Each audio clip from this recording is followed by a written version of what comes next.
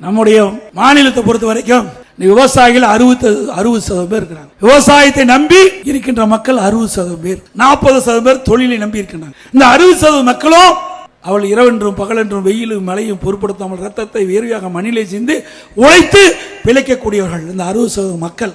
நீங்க டெல்டா மாவட்டம் போயிருந்தேன், அங்க குருவை சாகுபடி, அந்த சாகுபடி செய்த அந்த விவசாயிகள் அவருடைய அறுவடை செஞ்சு அந்த நெல்மணிகள்லாம் மூட்டை பிடித்து அங்கே நேரடி கொள்முதலத்தில் வந்து திறந்த வெளியில் அடுக்கி வச்சிருந்தாங்க. 15 நாள் அந்த அரசாங்கம் அந்த கொள்முதல் செய்யவே இல்லை. அதனால மழை காலத்தில் தொடர் மழையினால அதெல்லாம் நெல்மணிகள்லாம் மழையில் முளைச்சு அப்படியே நாத்து 4 இன்ச்சு வந்துட்டு. நான் கேட்டா இந்த முதலமைச்சரும் உணவுத்துறை மந்திரியும் சொல்றாங்க வேண்டுமென்றே திட்டமிட்டு எதிர்க்கட்சி தலைவர் தவறான தகவலை சொல்றார் என்று. நான் நேரடியா எல்லா கொள்முதலத்துக்கு பல கொள்முதலத்துக்கு போனேன்.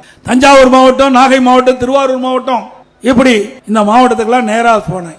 மயிலாடுதுறை வரைக்கும் போனேன். திருவாரூர்ல இருந்து தஞ்சாவூர், திருவாரூர், நாகப்பட்டினம், மயிலாடுதுறை 4 மாவட்டத்தில் இருக்கின்ற நேரடி கொள்முதலுக்கு சென்று அங்க என்ன நிலைமைன்னு விவசாயிட்ட கேட்டு இருந்தேன். அப்போ விவசாயிகள் கண்ணீர் மல்க சொன்னாங்க, நாங்க 1 ஏக்கருக்கு 35,000 ரூபாய் செலவு செஞ்சு பயிர் நடவு செஞ்சு அறுவடை செஞ்சு கொண்டு வந்த நெல்லை முறையா கொள்முதல் செய்யல, இங்க நெல்லெல்லாம் முளைச்சு போச்சு. இன்னைக்கு தொடர் மழையில் காரணமாக நெல்லு குவியலா குவிச்சு வச்சிருக்கிறோம், அந்த நெல்லெல்லாம் அவிஞ்சு போச்சுன்னு எடுத்து காட்டினாங்க.